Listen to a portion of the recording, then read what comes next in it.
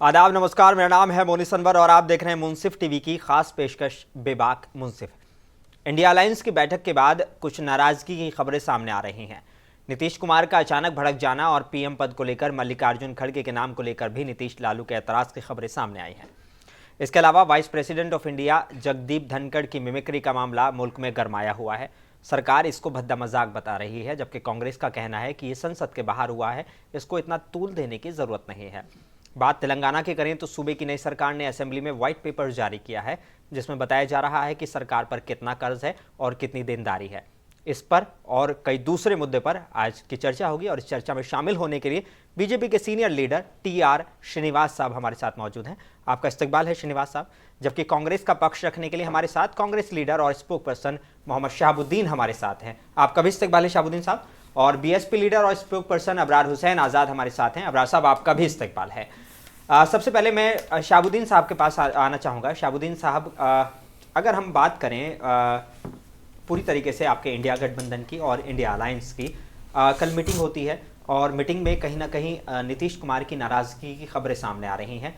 क्या वाकई एक भी मीटिंग ऐसी नहीं हो सकती जिसमें नाराज़गी ना हो और जिसमें ये नाराज़गी की खबरें ना आए? अब देखिए, अब ये जो इंडिया अलायंस है, आप देख सकते हैं कि इसमें कई सारे पार्टियां उसमें मौजूद है जी। और हर किसी न किसी पार्टी का एक रेजोल्यूशन होता है, उनकी ख्वाहिश होती है कि उनका नेता जो है प्रधानमंत्री बने। जी। तो और ये जो उनकी जो नाराज़गी जो बता रहे हैं वो कितना सच है, कितनी रिपोर्टेडली उसके ऊपर कितनी सच्चाई है, उसके ऊपर अभी हमें मालूम करना बाकी है। जी। रही बात क्या है कि मल्लिकार्जुन खड़गे साहब का नाम जिन्होंने जो है प्रधानमंत्री के लिए जो नाम दिया है वो टीएमसी पार्टी ने दिया है, ममता बनर्जी ने इसका नाम दिया और अरविंद केजरीवाल ने भी इनका समर्थन दिया है। इसमें क्या है, अभी काम बाकी है, अभी सबकी सहमति होना बाकी है। ऐसा नहीं कि कांग्रेस पार्टी ने भी अपनी तरफ से उन्हीं का नाम दिया है। ये एक चर्चा में उन्होंने दोनों पार्टियों ने ख्वाहिश जाहिर की है। इसके ऊपर कोई रेजोल्यूशन पास नहीं हुआ है। कई तमाम चर्चे उसके ऊपर बात हुई है, जैसा कि जो है एक 141 एमपीज को जो सस्पेंड किया गया उसके ऊपर ये इंडिया बैठक लगाया था।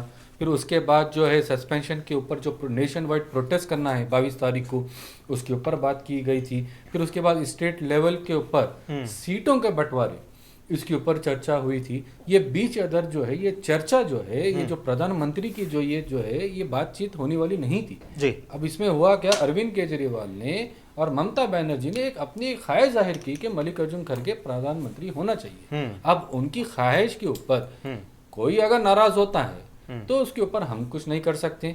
अब ये बयान देने के बाद भी आप देखिए, टीएमसी के एक स्पोक्स पर्सन है, वो कह रहे हैं कि ममता बनर्जी प्रधानमंत्री होना चाहिए। तो ये आवाजें जो है हर सियासी पार्टियों से आती रहेगी।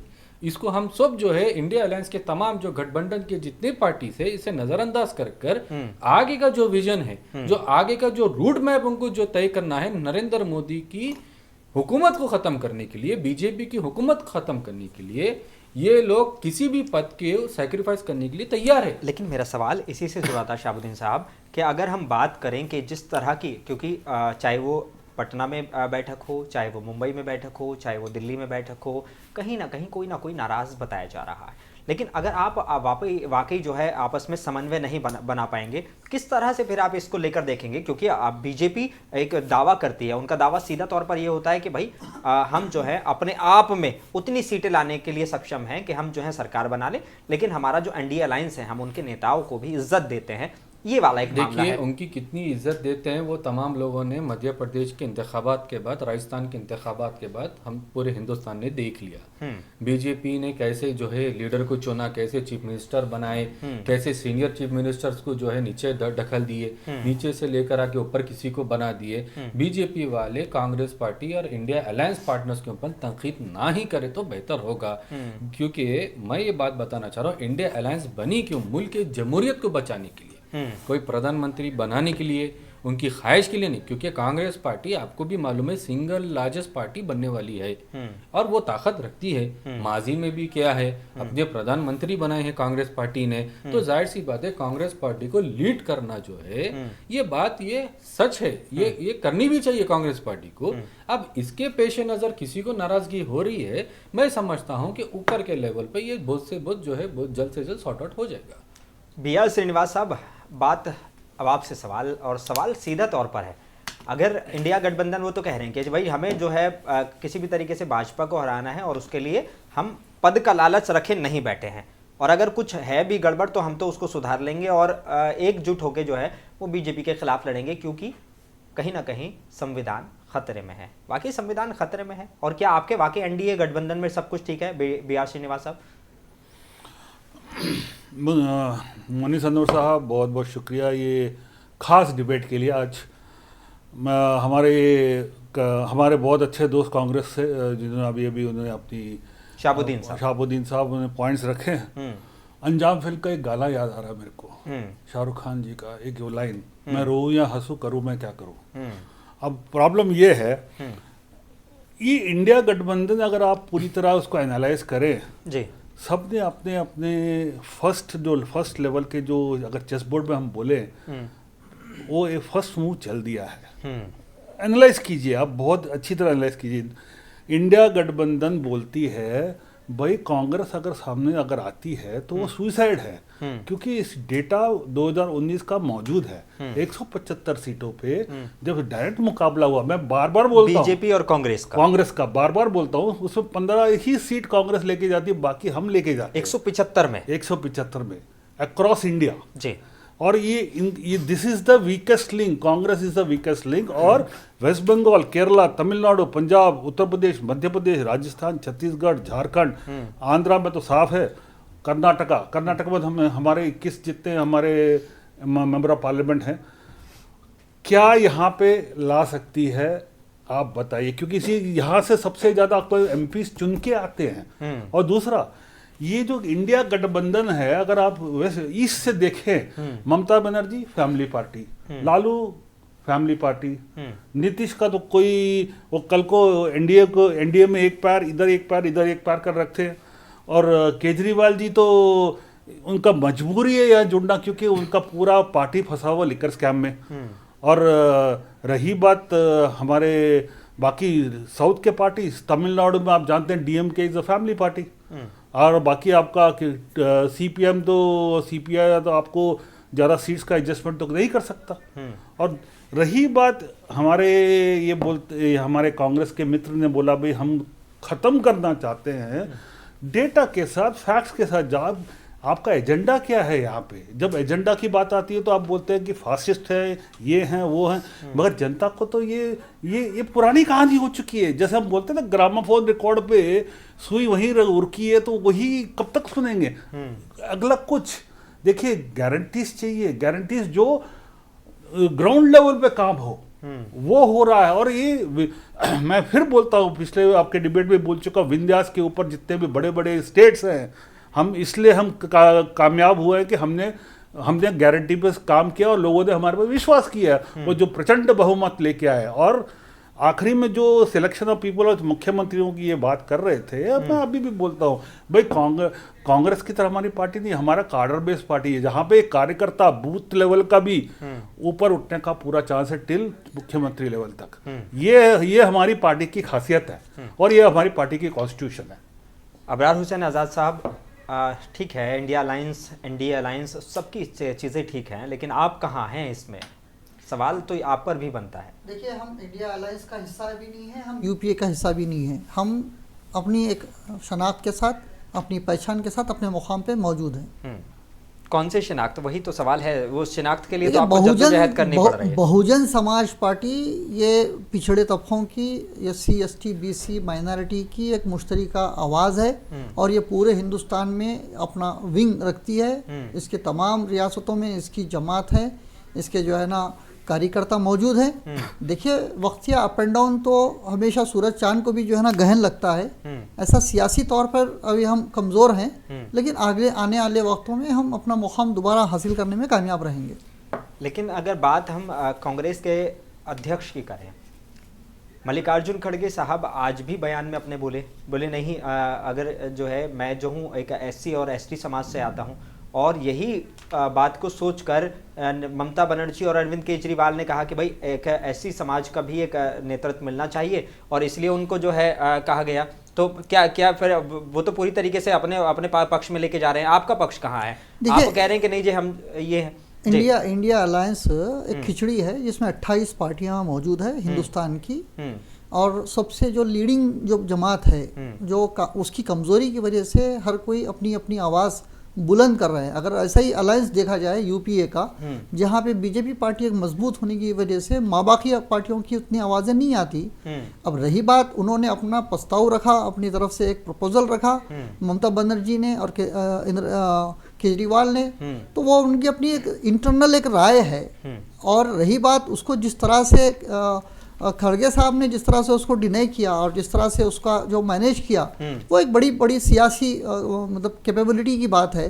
तो उन्होंने कहा कि हमें पहले तादाद में आने की ज़रूरत है, फिर हम तब तय करेंगे कि प्रेसिडेंट कौन बनेगा। ये एक इंटरनल बातें हैं इंडिया अलायंस की। अब हम उसका हिस्सा नहीं है तो उसमें हमारी ज़्यादा मुदाखलत नहीं रहेगी।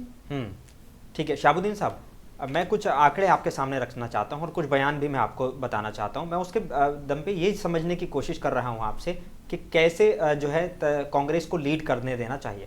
अगर बीते विधानसभा 5 चुनाव हुए 5 राज्यों में, कांग्रेस सिर्फ तेलंगाना में जीत सकी। 5 में से आप एक में जीत पाए। इन राज्यों के चुनाव में कांग्रेस अकेले मैदान में उतरी थी और इस बात को लेकर सपा प्रमुख अखिलेश यादव नाराजगी जता चुके हैं, यानी कहीं ना कहीं अखिलेश की नाराजगी। पंजाब में अगर बात करें तो अरविंद केजरीवाल ने सभी 13 सीटें आम आदमी पार्टी को जितवाने की बात कही थी, वो भी आपके अलायंस में शामिल हैं। अपने भाषण में केजरीवाल बोले थे कि कांग्रेस, बीजेपी, अकाली दल पर एक साथ उन्होंने हमला किया था अपने पूरे बयान में।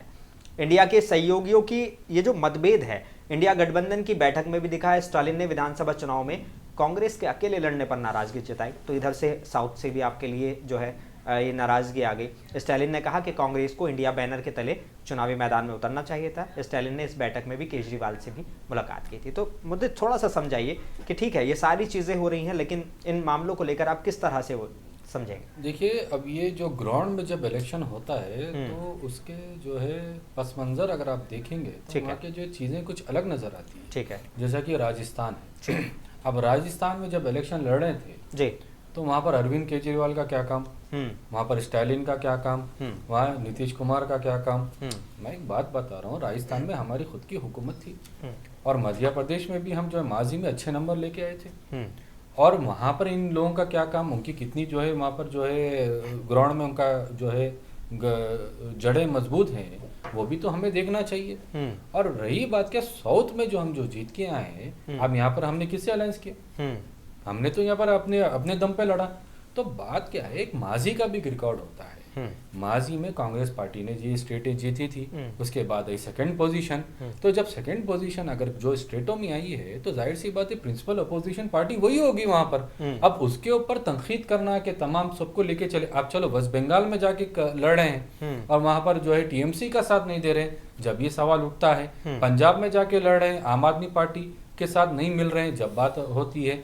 तमिलनाडु जा रहे हैं, स्टालिन के साथ नहीं मिलते, जब हम अकेले लड़े, जब ये बात होती है। जहां पर आपकी ऑलरेडी मौजूदगी है वहां पर कांग्रेस पार्टी की कोई मदाखिलत नहीं है, वो आपके हम साथ है। जहां पर आपकी कोई जो है ताउन नहीं है, जहां आपकी शनाख्त नहीं है, वहां कांग्रेस पार्टी ही अकेले लड़ रही है, तो वहां आपको क्यों तकलीफ है? ठीक है, उपराष्ट्रपति जगदीप धनखड़ की बात करें, मेरा सवाल BR श्रीनिवास साहब से है। उपराष्ट्रपति जगदीप धनखड़ की बात करें तो उनके नकल उतारने का मामला विवादों में बढ़ता जा रहा है। पीएम मोदी ने खुद जगदीप धनखड़ साहब से बात की फ़ोन पर और कहा कि मैं इससे बहुत ज़्यादा परेशान हूँ और मुझे बहुत ज़्यादा दुख हुआ है। और खुद जगदीप धनखड़ साहब ने सोशल मीडिया पर जानकारी दी है कि पीएम मोदी ने कहा कि वो 20 साल से ऐसे अपमान को झेलते रहे हैं। संवैधानिक पद पर बैठे शख्स के साथ ऐसा दुर्व्यवहार काफ़ी पीड़ादायक है। क्या कैसे देखते हैं इन सारे मामलों को, क्योंकि एक vice president of India TMC के एक सांसद उनका मजाक उड़ाते हुए नजर आ रहे हैं, राहुल गांधी वहां पर वीडियोग्राफी कर रहे हैं, कैसे देखते हैं आप? देखिए, सबसे पहली बात, जो मजाक हुआ है, मजाक उड़ाया गया है, वो पार्लियामेंट के जो प्रेमाइसिस में ही, परिसर के अंदर ही स्टेप्स पे बैठ के वो पूरा जो वाकया हुआ है पूरी दुनिया ने देखा है। मेरे को उसको दोहराने की ज़रूरत नहीं। मेरा ये मामला है, मेरा ये पर्सनल व्यक्तिगत राय है और मैं ये भी समझता हूँ कि हमारा ये पार्टी में भी एक स्टैंड हुआ है।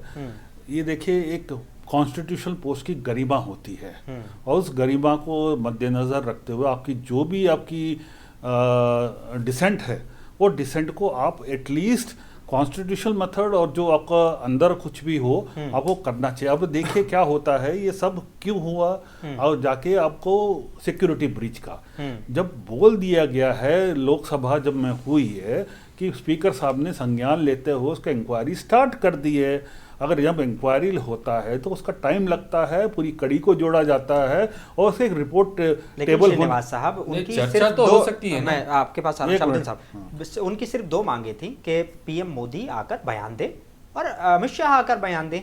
अब क्यों, मतलब आप प्रधानमंत्री हैं, आप हर मुद्दे पर बोलते हैं, आपको छोटे से छोटे मामलों की पकड़ है, फिर इन मामलों से भागना क्यों है? आके कह दें भाई कि ठीक है हम इस मामले में जांच कर रहे हैं। कोई भाग नहीं रहा। मैं इतना यही बोलना चाहता हूँ, प्रधानमंत्री जी का बयान मैंने परसों भी आपके डिबेट में कोट किया। वो ये कह रहे हैं कि संसद से बाहर वो बयान दे रहे हैं, संसद के अंदर आकर बयान नहीं, वो कोट भी हो चुका है। Wait for the report, no, do not politicise and do not make it a political. लेकिन इसमें अपनी जाति को लाना जगदीप धनखड़ साहब के लिए कितना सही है? वो कह रहे हैं कि भैया ये तो एक जो उपराष्ट्रपति हैं उनका अपमान तो है ही, साथ में जाटों का भी अपमान है। देखिए ये वाली पॉलिटिक्स तो नहीं खेली जानी चाहिए ना। देखिए आप भी जानते हैं, हम भी जानते हैं, संसद जहाँ उस संसद में हर जगह पूरी इंडिया से सांसद चुन के आते हैं जी। वो एक पॉलिटिकल पंचायत है। वो पॉलिटिकल पंचायत में बहुत सारी बातें होती हैं और खरगे साहब भी बहुत सारी बातें करते हैं जो मैं भी बोलता हूँ कि as a leader of the opposition उनको भी कुछ ऐसा बोलना नहीं चाहिए। मगर क्या होता है कि सबका अपना अपना हक होता है बोलना, and their right to make sure that वो बात दूर तक पहुंचे, और ये उनका हक बनता है क्योंकि उनके उनकी मन की बात है। देखिए मैं एक देखता हूँ वाइस प्रेसिडेंट का पोस्ट एक कॉन्स्टिट्यूशनल पोस्ट है, उस पोस्ट की मर्यादा और गरिमा रखनी चाहिए। You should not body shame, किसी को बॉडी शेम नहीं करना चाहिए, मेरे हिसाब है, क्योंकि टीएमसी एमपी ने जो किया बहुत गलत किया है, उन्होंने बॉडी शेमिंग किया। शाहबुद्दीन साहब देखिए, आप जब से ये कह रहे हैं कि वाइस प्रेसिडेंट ऑफ इंडिया की एक गरिमा होती है, एक मर्यादा होनी चाहिए, तो कांग्रेस पार्टी और तमाम जो सियासी पार्टी ये आप लोगों से मुतालबा करे लोकसभा की गरिमा का क्या। जब वो दो लोग जो है वेल में हाउस में घुसकर जो है कैनिस्टर के साथ जब वहां पर हंगामा करते हैं, सिक्योरिटी ब्रीच का मामला है, लोकसभा को जो है आप लोकतंत्र का हम जो है मंदिर कहते हैं, वहां पर हम बराबर सिक्योरिटी नहीं रह सकती। तो हिंदुस्तान की सिक्योरिटी के बारे में हम क्या बात रखेंगे अवाम के सामने? उसके ऊपर हमने ये मुतालबा किया है कि वहां पर जो है डिबेट लगाए, चर्चा लगाए, और चर्चे में जो है प्रधानमंत्री अमित शाह दोनों भी मौजूद रहे। एक डिबेट तो होनी चाहिए। पार्लियामेंट है क्या? जमहूरियत जो है वह डिस्कस होती है, जमहूरियत जो है सेलिब्रेट होती है। और जो लोग इसके ऊपर डिमांड कर रहे थे, आपने उनको जो है सस्पेंड कर दिया, 141 एमपीज को सस्पेंड कर दिया। आपने जो है जमहूरियत का गला घोटने का काम किया है यहाँ पर बीजेपी। देखिए मैं इससे इत्तेफाक नहीं रखता, ये बहुत गलत शब्दों का इस्तेमाल कर रहे हैं। कोई गला घोटा नहीं गया। एक सभ्यता होती है, सभ्य पार्लियामेंट में एक माननीय श्रीनिवास साहब, ये भी तो हमें याद रखना चाहिए, आज तक हिस्ट्री में इतने सांसद एक साथ कभी जो है निलंबित नहीं किए। मगर अगर आप चढ़ के टेबलों पे चढ़ के चिल्लाना चालू करें, आप जिस तरह से माननीय सांसद जब कहलाते हैं तो एक गरिमा होती है। अब अगर आप ऐसे ही चिल्लाते रहेंगे और पूरा देख रहा तमाशा, आप में और बाहर उन लोगों में क्या फर्क रह गया? ठीक है, अबरार हुसैन आजाद साहब, अगर जगदीप धनखड़ साहब की बात करें तो वो तो सीधे तौर पर कह रहे हैं कि भैया मेरा तो अपमान है ही, मेरे पद की गरिमा का भी अपमान है और साथ साथ में जाटों का भी अपमान है। अब सवाल फिर सीधे तौर पर कांग्रेस अध्यक्ष पर आ जाता है। कांग्रेस अध्यक्ष कह रहे हैं कि भाई ऐसे तो मुझे जो है संसद में बोलने नहीं दिया जाता, तो मेरा तो SC/ST समाज का ही अपमान है। तो ये मैं भी ये कह सकता हूँ, ये ठीक है, पॉलिटिक्स में जो है आपने उनका अपमान किया, उन्होंने आपके खिलाफ बयानबाजी की, लेकिन कितना सही है एक दूसरे की जाति और ये जातियों पे आना और जातियों का सवाल खड़ा करना? मैं आपके सवाल पे एक बात की क्लियरिटी देना चाहूँगा। सबसे पहले वाइस प्रेसिडेंट की जो पोजीशन है उसका हम एहतराम करते हैं, और ये जो मेमोरिकरी वाला मामला है मैं उसकी जो ना मुखालिफत करता हूँ कि नहीं होना चाहिए था। लेकिन मेरा एक सवाल है, ठीक है, क्या वाइस प्रेसिडेंट ही ऑनरेबल है? क्या मेंबर ऑफ पार्लियामेंट ऑनरेबल नहीं है? जबकि एक Muslim member of parliament Kunwar Danish Ali के साथ में कटुआ, मुल्ला और गैर गलत बातें की जाती है, तब बीजेपी की आवाज़ नहीं निकलती और उसको आज तक जो है ना सस्पेंड नहीं किया गया। और वहाँ पे एक कौम को टारगेट किया जाता है, एक जो है ना कम्युनिटी को टारगेट किया जाता है। तो वहाँ तो रास, क्योंकि कभी कोई कटवा मुल्ला अनवर दानिश अली को तो मुखातिब करके नहीं किया गया था, वो कंप्लीट कम्युनिटी को टारगेट करके किया गया था। तो वहाँ पे बीजेपी के लोग क्यों खामोश बैठे? हाँ, उस वक्त हमारे जो डिफेंस मिनिस्टर है उन्होंने माफ़ी मांगी, मैं उनका एहतराम करता हूँ कि उनके अंदर इंसानियत बाकी है। कुछ लोग अभी है जो समझ बूझ रखते हैं, इंसानियत में बाकी है, लेकिन इज्तिमाई तौर पर आज तक उनके ऊपर कार्रवाई नहीं हुई, अभी उनकी इंक्वायरी चल रही है। तो सवाल ये पैदा होता है, सवाल है ना कि एक मंदिर है, ये भी एक जो है आस्था का मंदिर है। जिस तरीके से मुसलमान अगर मस्जिद में जाते हैं, हिंदू अगर मंदिर में जाते हैं, तो ये भी तो लोकतंत्र का मंदिर है। वहां पर यहाँ पर इस तरह की हरकतें, मैं जो मिमिक्री हुई है मैं उसकी मुखालिफत करता हूँ, लेकिन मेरा सवाल यही है कि वहां पे ऑनरेबल इलेक्टेड रिप्रेजेंटेटिव्स आते हैं, उनके साथ में इस तरह का व्यवहार करने से समाज में क्या तरह की तस्वीर आएगी, क्या मैसेज आएगा, उससे उसके असरात क्या पड़ेंगे। और ये रेस्पेक्टेबल ऑनरेबल मेंबर्स एक दूसरे की इज्जत नहीं कर सकते, तो कम्युनिटी में इसके असरात बुरे जाएंगे। तो लिहाजा तमाम लोगों के ऊपर जो भी इस तरह के काम करते हैं उनके ऊपर कार्रवाई होनी चाहिए। मैं किसी की तायीद नहीं कर रहा हूँ, ये दोनों गलत है अगर होता है तो। ठीक है शहाबुद्दीन साहब, बात तेलंगाना की कर लेते हैं। तेलंगाना स्टेट के फाइनेंस को लेकर एक वाइट पेपर जारी किया गया है, जिसको डेप्यूटी सीएम और फाइनेंस मिनिस्टर भट्टी विक्रमार्क मल्लू ने विधानसभा में पेश किया, जिसमें कहा गया कि फाइनेंशियल ईयर के आखिर तक कुल कर्ज का बोझ बढ़कर 3.86 लाख करोड़ हो जाएगा। व्हाइट पेपर में तेलंगाना का बजट बनाम actual expenditure, outstanding loan trends, बढ़ता हुआ लोन का भुगतान का बोझ और एजुकेशन और हेल्थ पर एक्सपेंस सहित 11 मामलों को शामिल किया गया है, जिसमें कहा गया है कि स्टेट पर फाइनेंशियल ईयर 2014 और 15 में 72,658 करोड़ रुपए का बकाया था, जो अब फाइनेंशियल ईयर 2022 और 23 तक 3.52 लाख करोड़ हो गया है। और ये तेलंगाना जो है वो एक तेजी से बढ़ती हुई इकोनॉमी थी कभी 2014 में, लेकिन अब इतने कर्ज के तले, अब अगर इतना कर्ज का आपको मिला है, बोझ आपको इतना मिला है कि डेप्यूटी सीएम को और फाइनेंस मिनिस्टर को आके बताना पड़ गया, फिर कैसे करेंगे आप बिना लोगों पर बोझ डाले? देखिए, यही मुद्दे पे मैं पिछले 10 साल से अपना गला फाड़ फाड़ के अवाम के दरमियान में जाकर जो है ये बात कह रहा था जी। आपके ही जो है प्रोग्रामों में मैंने कई बार ये जो है सवाल उठाया इलेक्शन से पहले कि जो है तेलंगाना जो है डेप्थ क्राइसिस में है, और यहाँ पर जो इनके जो खोखले वादे हैं, जो कि इनकी जो जीडीपी बढ़ा हुआ है, जीएसडीपी बढ़ा है, मैं कह रहा हूँ ये सब खोखले वादे हैं। इनका जो डेप्थ रेशियो है आज जो है मंजर आम पूरे तेलंगाना में हो चुका है। ठीक है, 6,70,000 करोड़ का कम से कम इन्होंने जो है डेप्थ क्रिएट किया है तेलंगाना के लिए। और यहाँ पर कई ऐसे मुकामात पे कई जगह इतने लोन लिए हैं कि हिंदुस्तान की हिस्ट्री में जो है ये आके दर्ज हो चुका है। अब आप कैसे चुकाएंगे इसको? देखिए, सवाल तो ये है ना बड़ा, क्योंकि अब आपके ऊपर आ गया है वो बोझ। देखिए, इसके ऊपर जो चुकाने की जो नीतियां हैं, हमारी टीम बैठ के काम कर रही है और डेली अब जो है सोशल मीडिया पे अपडेट भी कर रही हैं। जब हम ये व्हाइट पेपर लाए हैं, जब हम ये आवाम को बता रहे हैं कि तेलंगाना हुकूमत ने तेलंगाना को जो है रोशन नहीं अंधेरे में ढकला है, तो हमारा भी एक फर्ज बनता है कि ये क्राइसिस में कैसे निकाले। तो ये जो है क्राइसिस में निकालने का काम कांग्रेस पार्टी बखूबी करने वाली है और करेंगे इंशाल्लाह। जी ठीक है, मैं आ जाता हूँ श्रीनिवास साहब आपके पास में। कांग्रेस ने भी 6 गारंटियां दी हैं, और 6 गारंटियां किस तरह से ये पूरी कर पाएंगे जब इतना लाख करोड़ रुपए का बजट हो, जो है डेप्ट हो? कैसे इस कर्ज के तले वाकई ये 6 गारंटियां इनके लिए मुसीबत नहीं बन जाएगी? देखिए, तेलंगाना का रिसिप्ट जो इनवर्ट जो है अप्रॉक्सीमेटली 2 लाख to 2.2 लाख करोड़ होता है जी। अब ये 6.71 लाख करोड़ जी, और उसमें से मैं हैरान हूँ, मेरी तो आंखें दर्द कर रही है। एक आइटम सब आइटम बढ़ के कालेश्वरम, उसमें 74,500 करोड़ आउटस्टैंडिंग डेट और उसमें 9.69 का इंटरेस्ट, बाकी तो छोटे हैं। अब ये देखिए, ये जो फ्लैगशिप जो उन्होंने जो प्रोजेक्ट बोली थी, और हर जगह पे बीआरएस से मीडिया में जब अच्छा उसे उन्होंने एक डिस्कवरी में डॉक्यूमेंट्री भी बना दिया था इस पे। मैं हैरान हूँ कि अब तक ये ऐसा चीज़ बाहर क्यों नहीं आया, पहली बात।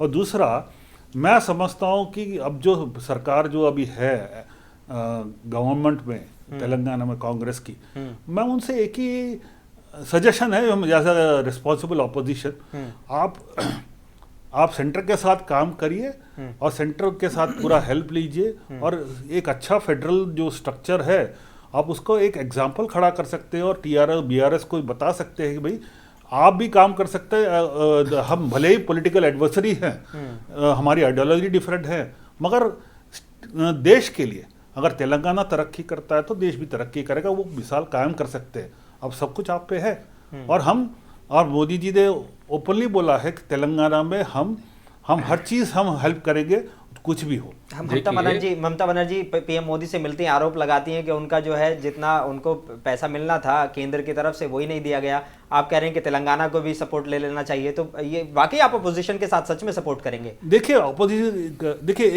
एक तरीका होता है। ममता बनर्जी जब भी आप उनके स्टेटमेंट्स देखते हैं, OPM APM OPM your expired PM, your date of expiry PM, वो उनके बात करने का ये क्या एक ममता एक मुख्यमंत्री का एक लेवल है बोलने का, ये या वो is playing to the galleries?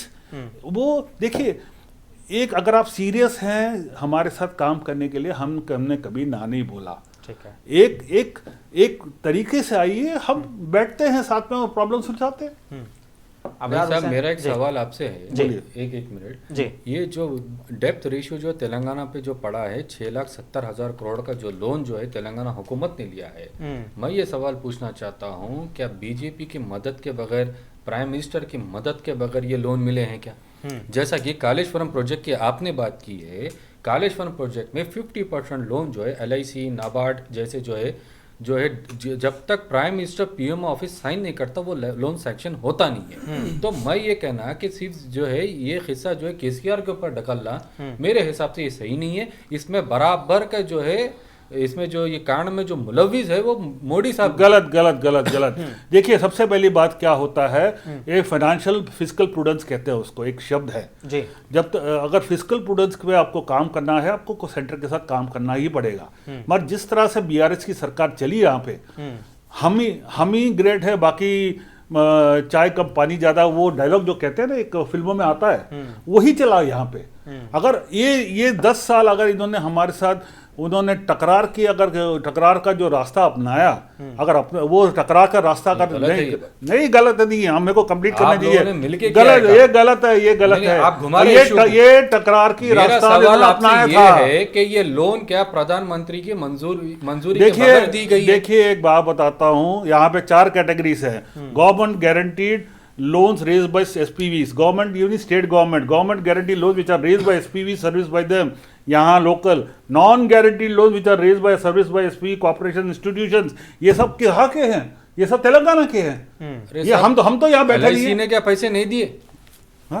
LIC ने क्या पैसे नहीं दिए? नाबार्ड ने क्या पैसे नहीं दिए? अबरार हुसैन साहब से सवाल ले लेता हूँ। अबरार साहब, बाकी एक बड़ा कर्ज है, और जब हम बात करते हैं हैदराबाद जैसे शहर की, जिसका लिविंग स्टैंडर्ड बहुत ज़्यादा आला है, और कहा जाता है कि अगर वाकई किसी शहर में रहने के लिए सबसे बेस्ट इंडिया में कोई है तो वह हैदराबाद है। हैदराबाद जो है फास्टेस्ट ग्रोइंग है। अब जब इन सारी चीज़ें आपके पास मौजूद हैं तो फिर इतना कर्ज क्यों? और इस कर्ज को वाकई क्या कांग्रेस के गले की फांस नहीं बन जाएगा? आज तेलंगाना असेंबली में तेलंगाना के डिप्टी चीफ मिनिस्टर और फाइनेंस मिनिस्टर ने व्हाइट पेपर जारी किया जी। जैसे ही व्हाइट पेपर जारी हुआ तो तमाम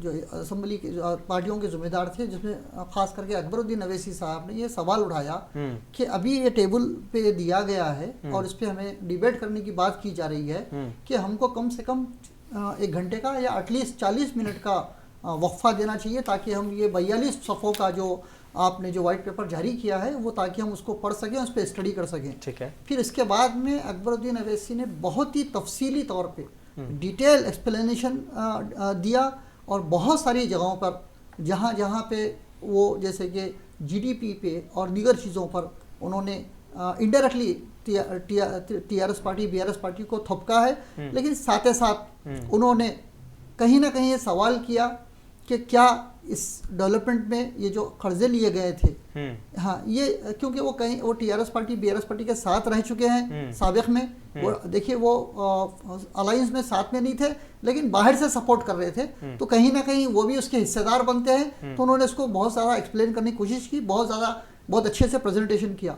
और उन्होंने अपने डिटेल में ये बताया कि 6,000 करोड़ रुपए भी जो है ना मुसलमानों पर खर्च किए गए, और खुद कांग्रेस पार्टी से उम्मीद की कि वो 10,000 करोड़ तक इसको इस साल में करने की कोशिश करेंगे।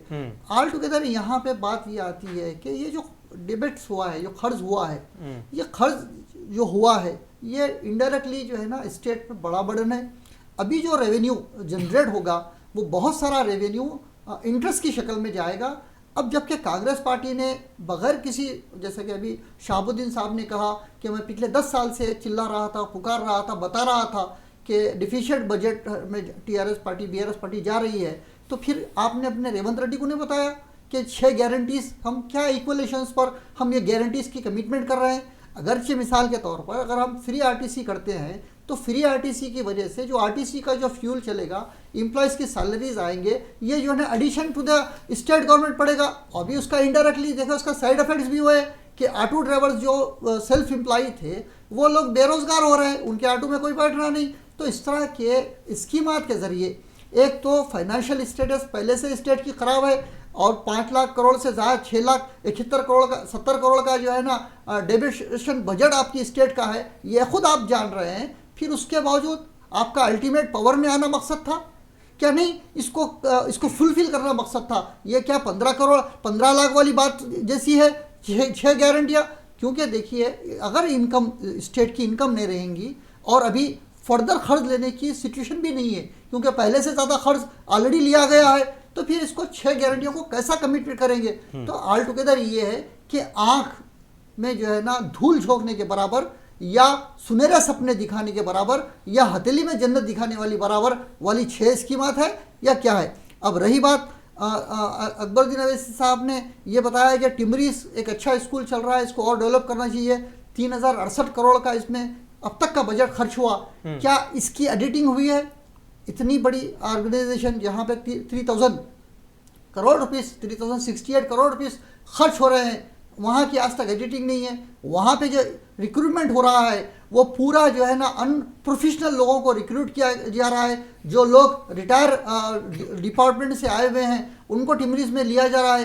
यानी टिमरीज में जो धनलियाँ हो रही हैं, टिमरीज की प्रिक्रूटमेंट में जो धनलियाँ हो रही हैं, उसकी तरफ भी जो तवज्जो देने की ज़रूरत है। क्योंकि वो जो इंस्टीट्यूशन अगर ये डिस्ट्रॉय हो जाएगा तो कम्युनिटी का बिलखुसूस वहाँ पे 75% माइनॉरिटीज़ और 25% दीगर कम्युनिटीज़ के लोग बच्चे पढ़ते हैं। वो कम्युनिटीज़ के बच्चों को, तमाम लोगों के बच्चों के फ्यूचर को सिक्योर करने के लिए टिमरीज पे जो है ना इंक्वायरी करने की ज़रूरत है।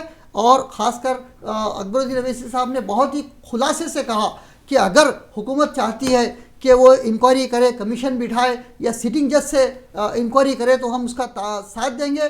तो इन्होंने बहुत ही बारीकी से अपना पल्लो बचाते हुए, अपना दामन बचाते हुए हुकूमत का साथ दिया और इंक्वायरी की बात की। क्योंकि राज तौर पे ये बात बार बार कही जा रही थी, खुद रेवंत रेड्डी साहब के ज़रिए, फिरोज़ खान साहब के ज़रिए कि केसीआर को, केटीआर को, हरीश राव को, कविता को हम जेल भेज देंगे। तो जब ये लोग जाएंगे तो ये भी अपना सपोर्ट उनके से अपना पल्लो बचाते हुए उन्होंने अपनी बात की। तो ऑल टुगेदर ये है कि तरक्की करने की तरफ उन्होंने ताउन की बात की, ड्रग्स के खिलाफ उनके इक़दाम की, हुकूमत की सताइश की बात की और साथ देने वाली बात की और स्टेट की इमेज को बेहतर रखने की बात की। इसके लिए उन्होंने काफ़ी तफसीली डिटेल डाली। ठीक है शहाबुद्दीन साहब, अब इतना कर्ज है आप जानते हैं बेहतर से, क्या वाकई ये 6 स्कीम आप लागू कर पाएंगे बिना लोगों पर कर्ज बढ़ाए? क्योंकि ये बराबर ये नहीं एक कह देना और करना। हाँ मुझे बताएं। देखिए मसला क्या था 10 साल से जी, बीजेपी और टीआरएस पार्टी का दोनों का एक मसला ये था जी कि अगर आपको रेवेन्यू जनरेट करना है वही ललित मोदी वाला, वही अडानी वाला स्कीम जो है पॉन्जी स्कीम का इस्तेमाल करो। या तो आप अच्छा काम करना है तो उसके लिए कर्जा लो, वो कर्जे को फेंडने फिर दूसरा कर्जा लो, दूसरे कर्जे को फेंडने फिर तीसरा कर्जा लो। ये जो है टीआरएस पार्टी और बीजेपी रेवेन्यू जनरेट करना है स्टेट के लिए या अपनी पार्टी के लिए? मैं आपको ये बता रहा हूँ कि कांग्रेस पार्टी का एक रोड मैप है, वो है रेवेन्यू जनरेशन। ठीक है, इतनी बड़ी टेक्नोलॉजी आगे आ चुकी है, दुनिया बहुत आगे तरक्की कर रही है, टीआरएस पार्टी ने यहाँ के जो है पूरे जो है टेक्नोलॉजी की जो बड़े बड़े बातें की है, मगर टेक्नोलॉजी से कितना रेवेन्यू जनरेट किया ये व्हाइट पेपर पे आपको मौजूद है। तो कांग्रेस पार्टी ये करेगी कि यहाँ पर जो है बिजनेस को आसान करेगी, बिजनेस को आसान करके उनके लाइसेंसिंग में उनको जो आसानी देगी कि नए नए कंपनियां इधर आएंगी, यहाँ पर जो रेवेन्यू जनरेट करेगी, रेवेन्यू जनरेट होगा तो एम्प्लॉयमेंट बढ़ेगा, एम्प्लॉयमेंट बढ़ेगा तो वो लोग जाके जो खर्च करेंगे, वो लोग जब जाके खर्च करेंगे तो फिर हिंदुस्तान को टैक्स मिलेगा। देखिए ये साइकिल ऑफ चेन है, ये चेन से ही जो हिंदुस्तान चलता है, ये पूरी दुनिया चलती है। ठीक है, ये चेन को जो है तोड़ने की कोशिश बीजेपी और बीआरएस पार्टी ने साथ मिलकर की थी। इन्होंने जो है ये जो स्कीम बनाई थी कि एक लोन से दूसरा लोन, दूसरे लोन से तीसरा लोन, अब बिजनेसमैन है वो भाग गए, अब ये बेचारे जो है सत्ता से बाहर हो गए, अब लाके जो है पहाड़ कांग्रेस पार्टी के ऊपर डाल दिया। मगर कांग्रेस पार्टी भी अभी भी वाज़ेह तौर पर कह रही है कि जितना भी नुकसान हो वो नुकसान की हम बराबर भरपाई करेंगे, मजीद जो है ज्यादा हम जो है आपके ऊपर दबाव नहीं डालेंगे, हम रेवेन्यू मतलब पेट्रोल के दाम नहीं बढ़ेंगे, कुछ और चीजों के दाम नहीं बढ़ेंगे कांग्रेस सरकार में, हम मतलब जो आम जनता है वो इस चीज के लिए। राजस्थान में बढ़े क्या? नहीं, मैं यहाँ पे पूछ रहा हूँ। नहीं, देखिए कांग्रेस में जब माजी में जब दिल्ली में रेट बढ़ रहे थे, राजस्थान में जो है वो रेट बढ़ा, तेलंगाना में पेट्रोल के दाम सबसे ज्यादा हाई है, ये बात तो आप जानते हैं ना। में सबसे ज्यादा हाई है। अब तेलंगाना में जो 33% टैक्स जो है ये जो है हमारी टीआरएस पार्टी हुकूमत ने लगाया था। अब ओवरऑल जो एवरेज टैक्स जो सिस्टम होता है वो 20%, 22% के, तो आप उस दायरे में लेकर आएंगे, उस दायरे में लाने के ऊपर भी काम चल रहा है। अच्छा। अब ये बात अभी ये कहना मेरे लिए जो है गैर मुनासिब है, जल्दबाजी होगी, क्योंकि ऑलरेडी जो है वहाँ काम चल रहा है, फाइनेंशियल एडवाइजरी कमेटी बैठी हुई है, बैठ के उसके ऊपर काम कर रही है। अभी जो है क्या रघुराम राजन को यहाँ पर लाना और सीएम का मुलाकात करना भी ये इसी से रिलेटेड है? बहुत सारे मसले हैं, कई अच्छे बड़े बड़े दानिशमंदों से बात हो रही है, यहाँ तक कि मैंने भी अपनी स्टडी दाखिल की है कल सेक्रेटरीट जाकर। मैं आपको बता रहा हूँ, मैं एज ए जो है पार्टी का सेक्रेटरी, मैंने भी मेरे जो इक़दाम है जो हुकूमत के होने चाहिए, मैंने भी कल सेक्रेटरीट जाके मैंने दाखिल किया फाइनेंस मिनिस्ट्री को। तो ऐसे कई लोग जाके जो है कर रहे हैं, ये इसके ऊपर ये फाइनलाइज होने से पहले चर्चा करना मैं नहीं समझता हूँ कि मुनासिब बात है। ठीक है, श्रीनिवास साहब देखिए, ये हमारे दोस्त अडानी का ठुनठुना जो बजाए, राजस्थान, छत्तीसगढ़ और झारखंड में तो हम भी जानते हैं, पश्चिम बंगाल और केरला में भी जानते हैं अडानी जी के इन्वेस्टमेंट्स हैं। हमारे से पहले राजस्थान में कांग्रेस थी, छत्तीसगढ़ में कांग्रेस थी, झारखंड में तो वो अपना वो लोकल पार्टी है, जेएमएम है, उनके साथ में। वेस्ट बंगाल में कौन है? ममता जी हैं। केरला में कौन है? कम्युनिस्ट हैं, कम्युनिस्ट का इनका अलायंस है। अब देखिए ये गाना बहुत पुराना हो चुका है, बहुत रगड़ चुका है, नया कुछ बोलिए को मजा आएगा कुछ। यही वही चीज बोलेंगे। पहले बोलते थे एलआईसी, और बेच दिया एलआईसी को, एलआईसी का प्रॉफिट देखिए, उसका फाइनेंशियल रिजल्ट देखिए। बैंक्स जो इनके टाइम में रेड में थे, मैक्सिमम उनके शेयर सुबह जा रहे हैं, क्यों? उनका मैक्सिमम उनका प्रॉफिट में गए हैं bank, state bank of India ji. और जब 2014 में ये छोड़ के गए इकोनॉमी, फ्रेजाइल 5 मतलब 5 टोटल जो है वर्ल्ड के इकोनॉमी जो कभी भी नीचे बैठ सकते थे, आज we are number 5 economy world में, और जल्दी हम नंबर 4 पे जा रहे हैं। ये कैसे होता है? ये सब पॉन्जी स्कीम से तो नहीं होता। ये मैक्रो इकोनॉमिक, इवन आईएमएफ क्या बोल रहा है? India is a silver lining, और इंडिया का ग्रोथ बहुत अच्छा। इंडिया ग्रोथ ऑफ मोदी, नहीं तो क्या अभी मोदी, और because of the population of this country. कौन सरकार में है? सरकार में कौन है? बीजेपी है। प्रधानमंत्री कौन है? आपके भी तो वही है ना प्रधानमंत्री। हाँ, मेरे है, बराबर है, हो गया। नहीं भाई, ये बात करना कि नरेंद्र मोदी जो है, देखिए उनकी इकोनॉमी बढ़ा रहे हैं, captain of the population, no captain, contribution of the captain of the ship, मैं इसके ऊपर एतराज कर रहा हूं। Captain of the ship takes the responsibility, and captain of the ship is Narendra Modi ji. और उनके पॉलिसीज, उनके स्ट्रिक्ट फिस्कल प्रूडेंस की वजह से आज क्या हो रहा है? एफडीए क्या हो रहा है? फॉरेन डायरेक्ट इन्वेस्टमेंट कितना आ रहा है वो बताइए मुझे। ये फॉरेन डायरेक्ट इन्वेस्टमेंट भी एक गुजरात में कम आया, तो गुजरात में कम आ रहा है। आप हर बार गुजरात मॉडल बजाते थे, वो तो वो ऊपर नीचे तो चलता रहता है। मैं एक हायर लेवल बोल रहा हूँ। देश की आर्थिक स्थिति अच्छी हुई है। आपके टाइम में 2014 पे इन्फ्लेशन का था 9 to 10%, आज है 5.5%। दुनिया में था, आज 5.5% है इन्फ्लेशन। लेकिन कांग्रेस कहती है कि मनमोहन सरकार में जब पूरी दुनिया में जो है मंदी छाई हुई थी तब हमने इसको, हमारी जीडीपी तब भी मजबूत थी। वो तो मनमोहन सिंह सरकार की बात करते हैं सीधे तौर पर। देखिए, मनमोहन सिंह सरकार जी अगर बात करते तो 2014 तक फ्रेजाइल 5 में क्यों पहुंचे थे? फिर नहीं थे फ्रेजाइल 5 में। फ्रेजाइल 5 में देखिए, आप डेटा लाइए, आप कोई भी गूगल सर्च करिए, फ्रेजाइल 5 में इंडियन इकोनॉमी गई है। इंडियन इकोनॉमी फ्रेजाइल 5 में देश का आर्थिक स्थिति ऐसा लेके गए थे, एक साल के अंदर रोड पे आने वाला थे हम। फ्रेजाइल 5 में बिल्कुल नहीं थे। आप कोई भी गूगल करके देख ले, फ्रेजाइल 5 में हम थे 25 साल 2014 में थे। मैं अटल बिहारी वाजपेयी के दौर में भी आगे बढ़ रही थी, मनमोहन सिंह के टाइम पे पीक पे गई 2000। देखिए, अटल बिहारी वाजपेयी जी ने जब पूरी, देखिए मैं थोड़ा सा दोनों को रोकना चाहूंगा बात, क्योंकि हम तेलंगाना को लेकर कर रहे हैं, तेलंगाना के कर्ज को लेकर कर रहे हैं, और सवाल सीधे तौर पर अब ये है कि भाई ठीक है, इतना लाख कर्ज का आपने व्हाइट पेपर जारी कर दिया शहाबुद्दीन साहब, अब इसके लिए बाकी क्या प्लानिंग की जरूरत नहीं है?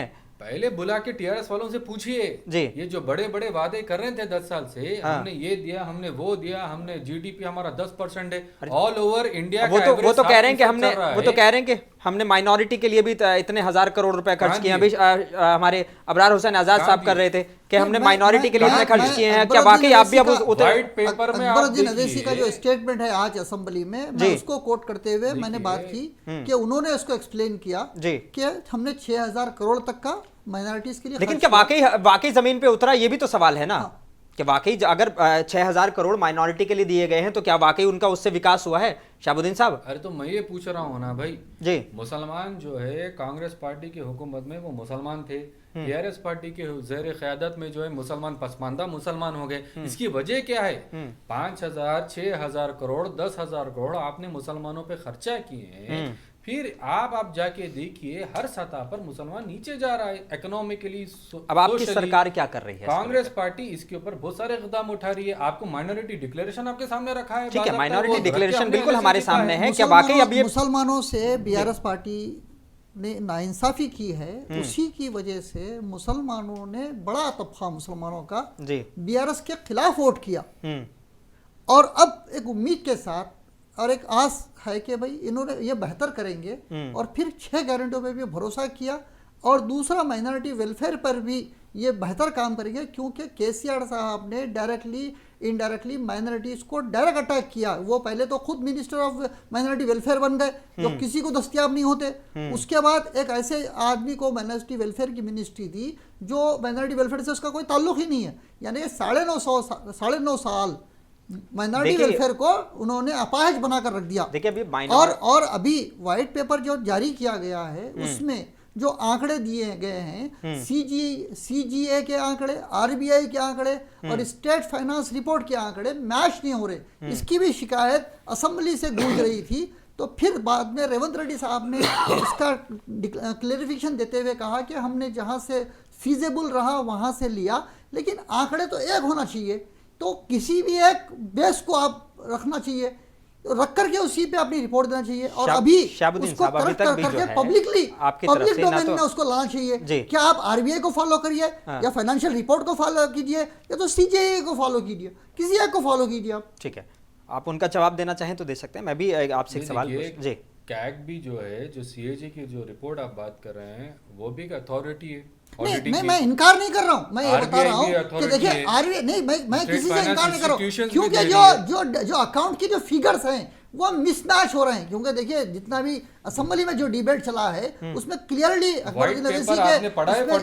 मैं पढ़ा नहीं हूँ, मैं मेरी नजर से नहीं गुजरा, वो सिर्फ असेंबली में दिया गया है, लेकिन as a direct live telecast में अकबरुद्दीन अवैसी जो फिगर को मैच करके बता रहे थे कि ये डिफरेंशिएट है, तो उसके जरिए देखिए अभी मेरे बाकी ऑडिट करा लिया आपकी सरकार ने? साहब ये ऑडिटिंग नहीं, क्या कोई जल्दबाजी में दिया गया है? देखिए ये हमने ये रिपोर्ट जो व्हाइट पेपर है ना, ये फॉरेन से नहीं मंगाया है, ये मिनिस्ट्री ऑफ फाइनेंस से जारी हुआ है, उसके ऊपर आपको और हमको एतमाद रखना चाहिए। नहीं, ठीक है, असेंबली में सवाल हो रहा है, और ये भी सवाल हुआ कि ये जो बनाने वाले ब्यूरोक्रेट्स है, जब यह मिसमैच होता है तो क्या उनको कुछ पनिशमेंट दिया जाएगा? ठीक है, हम जो है शहाबुद्दीन साहब सवाल उसका नहीं, हम इस चीज से बिल्कुल इनकार नहीं कर रहे हैं कि 2023 में जो है ये 3.86 लाख करोड़ का कर्ज हो जाएगा, इस बात पे हम बिल्कुल इनकार नहीं कर रहे हैं, इस चीज से कोई इनकार नहीं है। सवाल अब यहाँ पर यह है कि माइनॉरिटी के लिए भी बड़े बड़े वादे होते हैं, 6 गारंटियां भी दी जाती हैं, तो जो सुनहरा तेलंगाना का दावा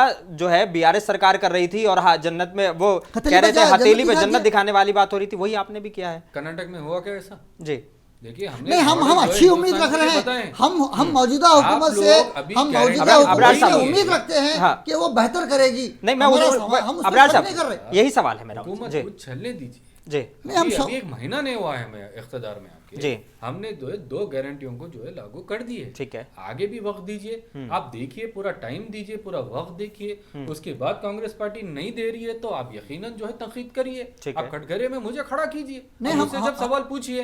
अभी जो है जब मामला जो है अभी तय हो रहा है, अभी हमने ये देखा है कि 5 हुकूमत ने कितना कर्जा डाला है, अभी उसका हमने जायजा लिया है, अब उससे निकालेंगे कैसा, उसके ऊपर जो है चर्चा होगी, उसके बाद ये देंगे कैसा, ये तो देना लाजिम है, यानी अब तो देंगे कैसा भी, मगर क्या है इसके जो रूट मैप बनाना पड़ता है, फ्लो ऑफ मनी, इनकम जो बताना पड़ता है, फिजिकल डेफिसिट, जीएसडीपी, हमको इसके ऊपर भी नजर रखना पड़ता है, उसके बाद हम आवाम के दरमियान में आएंगे, तो इसके ऊपर हम तनकीद करना ये जल्दबाजी होगी। ठीक है, मैं कांग्रेस पार्टी पे तनकीद नहीं कर रहा हूं, मेरा एक तशवीश मैं जाहिर कर रहा हूं, क्योंकि जो फाइनेंशियल स्ट्रक्चर देखने के बाद आप खुद इस फाइनेंशियल स्ट्रक्चर से मैं सारा का सारा डेटा हुकूमत ने रख दिया है कि टीआरएस के ढालियां क्या थे, उनके ऊपर आप बात नहीं कर रहे, आप लोग बात कर रहे हैं अब ये कांग्रेस क्या करेगी। अरे पहले ये उनका तो गिरेबान पकड़ो, 10 साल तुमने हमको ठगने का काम किया है, 10 साल तुम हमको बर्बाद कर दिए। हम इसीलिए कह रहे हैं कि माइनॉरिटी की अगर हम बात करें तो वक्फ बोर्ड,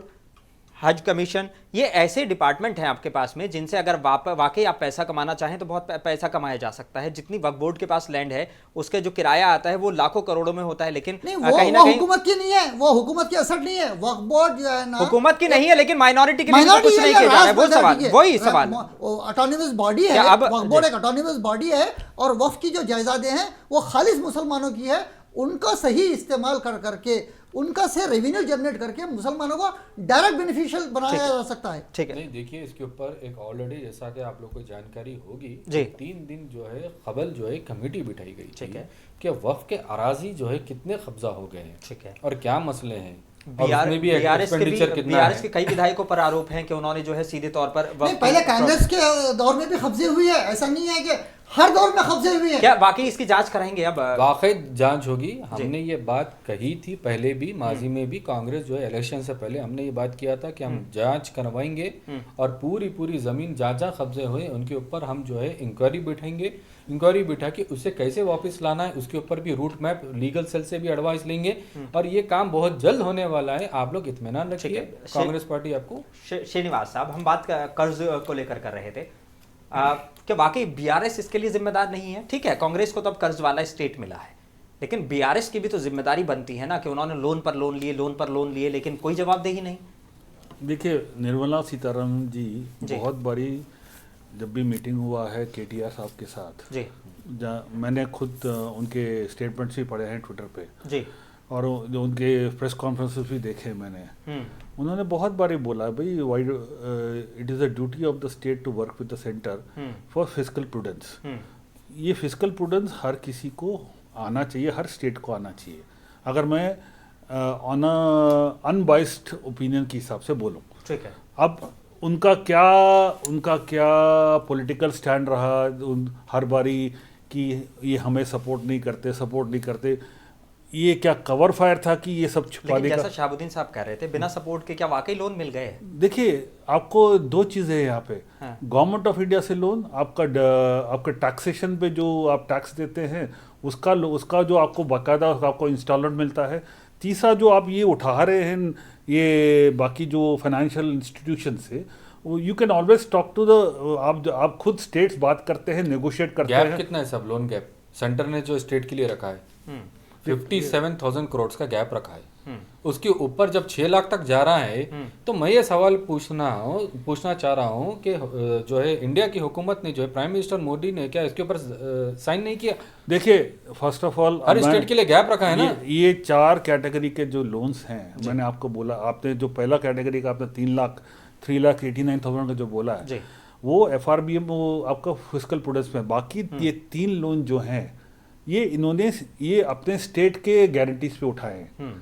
ये इसमें आपको फाइनेंशियल इंस्टीट्यूशंस का भी है इधर। ठीक है।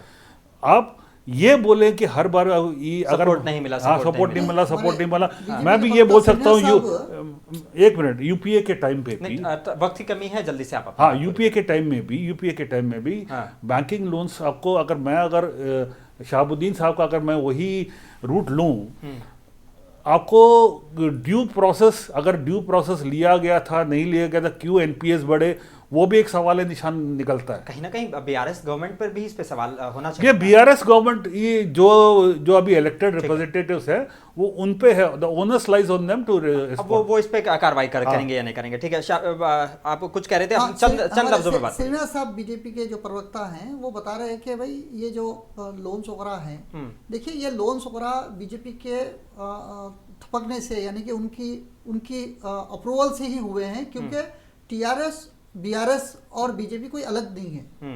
क्योंकि जितने पार्लियामेंट में, जितने बिल्स पार्लियामेंट में बीजेपी ने रखे, उसमें तमाम पे टीआरएस पार्टी ने साथ दिया।